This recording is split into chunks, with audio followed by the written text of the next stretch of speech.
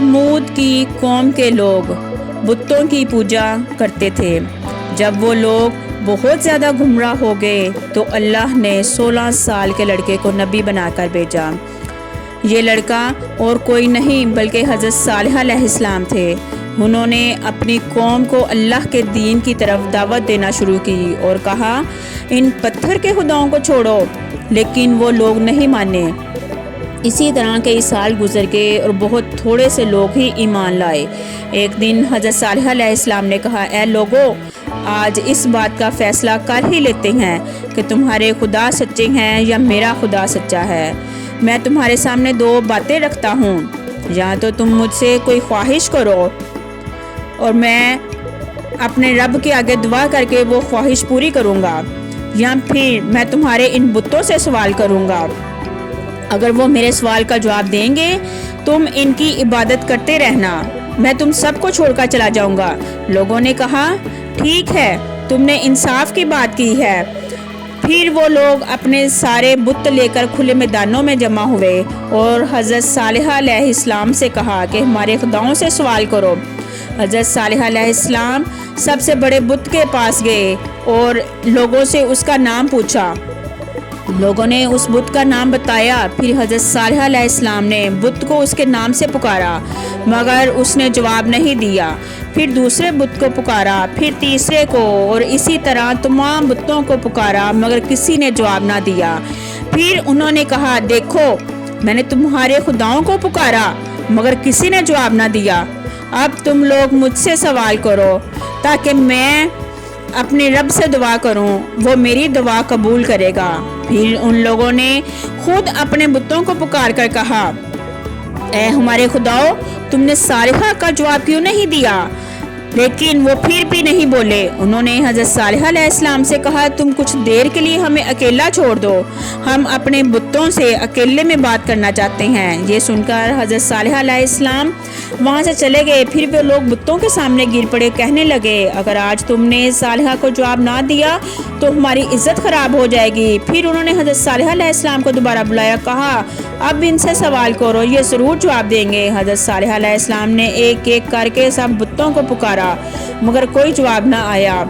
پھر حضرت صالح علیہ السلام نے ان لوگوں سے کہا سارا دن گزر گیا اور یہ سب میرے سوال کا جواب نہیں دے سکے، اب تم مجھ سے سوال کرو، میں اپنے رب سے دعا کروں تو وہ اسی وقت قبول فرمائے گا۔ پھر ان لوگوں نے اپنے سرداروں اور بزرگوں میں سے 70 آدمی چنے اور حضرت صالح علیہ السلام سے کہا ہمارے یہ لوگ تم سے سوال کریں گے، اگر یہ لوگ تمہاری گواہی دیں تو ہماری ساری قوم تمہارے خدا کو مان لے گی۔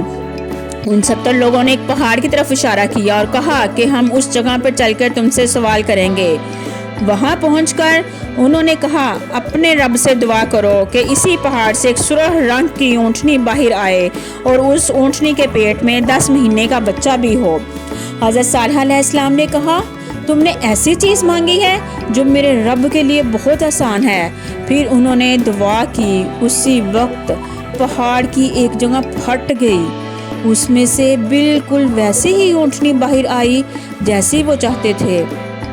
لوگوں نے جب یہ عجیب منظر دیکھا تو کہنے لگے تمہارے رب نے اتنی جلدی تمہاری دعا قبول کر لی۔ حضرت صالح علیہ السلام ان سے کہنے لگے کہ کیا تمہیں ابھی بھی کوئی شک ہے؟ ان 70 لوگوں نے کہا نہیں۔ پھر وہ واپس اپنی قوم کے پاس لوٹنے لگے تاکہ انہیں جو کچھ دیکھا تھا وہ سب ان کو بتا دیں، مگر راستے میں ان میں سے کچھ لوگ بدل گئے اور کہنے لگے کہ صالحہ نے کوئی جادو کیا ہے، یہ سب کسی خدا نے نہیں کیا۔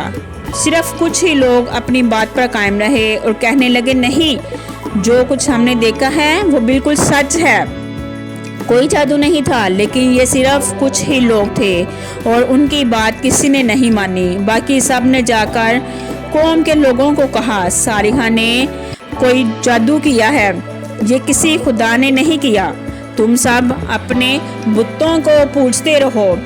اس طرح وہ لوگ اتنی بڑی نشانی کے باوجود حضرت صالح علیہ السلام پر ایمان نہ لائے۔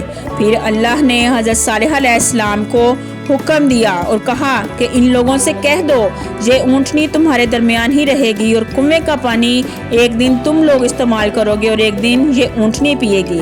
जिस दिन ऊँटनी पिएगी उस दिन तुम लोग पानी के पास नहीं जाओगे और उस दिन ऊँटनी का दूध पियोगे।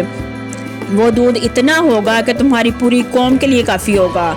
उस ऊँटनी का बच्चा भी पैदा हुआ, वो आज़ाद घूमती रहती। एक दिन वो लोग पानी इस्तेमाल करते, दूसरे दिन ऊँटनी पानी पीने के लिए आती और उस दिन वो लोग ऊँटनी का दूध निकालते। वो दूध इतना ज़्यादा होता कि उस कौम का हर छोटा बड़ा पीता। इस तरह कई दिन गुजर गए। फिर लोगों ने आपस में मशवरा किया, कहने लगे हम इस बात पर राज़ी नहीं हैं कि एक पूरा दिन ऊँटनी पानी पिए और हम अपनी बारी के लिए अगले दिन का इंतज़ार करें। उन्होंने ऊँटनी को मारने की प्लानिंग की, 7 लोगों को चुना। अगले दिन ऊँटनी पानी पीने के लिए आई तो इन 7 लोगों ने उस पर हमला कर दिया, उसे मार डाला। ये देखकर ऊँटनी का बच्चा पहाड़ की तरफ भागा और आसमान की तरफ मुंह करके ऐसी आवाज़ निकाली जैसे रो रहा हो।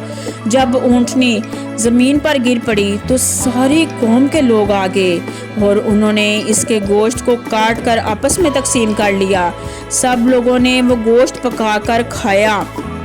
जब हज़रत सालिहा अलैहिस्सलाम को इस बात का पता चला तो वो उनके पास आए और कहा, तुम लोगों ने ये क्या जुल्म किया, अपने परवरदिगार की नाफरमानी कर ली।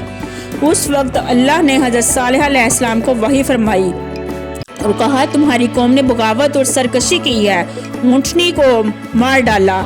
इस ऊँटनी को मैंने अपनी निशानी के तौर पर इनके साथ रखा था। इनके रहने से इन लोगों को कोई नुकसान नहीं हो रहा था, बल्कि ये लोग तो उसका दूध पीते थे जो इन सब के लिए काफ़ी था। अब इनसे कह दो कि इनके पास 3 दिन का टाइम है, अगर ये लोग तौबा कर लेंगे तो मैं इन्हें माफ़ कर दूंगा, वरना मैं 3 दिन के बाद अपना अजाब भेजूंगा। हज़रत सालिहा अलैहिस्सलाम ने ये सब कुछ बताया और कहा, अभी भी वक्त है, तौबा कर लो, वरना 3 दिन के बाद तुम पर अजाब आ जाएगा। वो लोग मजाक उड़ाने लगे और कहने लगे, अगर तुम सच्चे हो तो ले आओ अजाब, हम तैयार हैं। हज़रत सालिहा अलैहिस्सलाम ने कहा कि कल सुबह तुम लोग इस हालत में उठोगे कि तुम्हारे चेहरे जर्द होंगे, दूसरे दिन जब उठोगे तो तुम्हारे चेहरे लाल होंगे और तीसरे दिन जब उठोगे तो तुम्हारे चेहरे काले होंगे। फिर अगली सुबह जब वो उठे उनके चेहरे जर्द थे, फिर दूसरे दिन इनके चेहरे लाल हो गए। तो फिर से कुछ लोगों ने कहा कि सालिहा की बात बिल्कुल सच हुई है, लेकिन फिर भी सब ने कहा कि हम अपने बुतों को नहीं छोड़ेंगे जिनकी इबादत हमारे बाप दादा करते थे। फिर तीसरे दिन जब वो उठे तो इनके चेहरे काले हो चुके थे। फिर वो लोग परेशान हो गए और लगता है सालिहा का अजाब आने वाला है, लेकिन उन्होंने फिर भी तौबा नहीं की। फिर जब रात हुई वो लोग अपने अपने घरों में सोए हुए थे तो हज़रत जिब्राइल अलैहिस्सलाम आसमान से आए तो उन्होंने एक ज़ोरदार आवाज़ निकाली। इस आवाज़ से उन सब लोगों के दिल फट गए और अगली सुबह इस हालत में हुई कि वो लोग अपने अपने घरों में मुर्दा पड़े हुए थे। उनमें थोड़े ही लोग इस अजाब से बचे कि जो हज़रत सालिहा अलैहिस्सलाम पर ईमान लाए थे।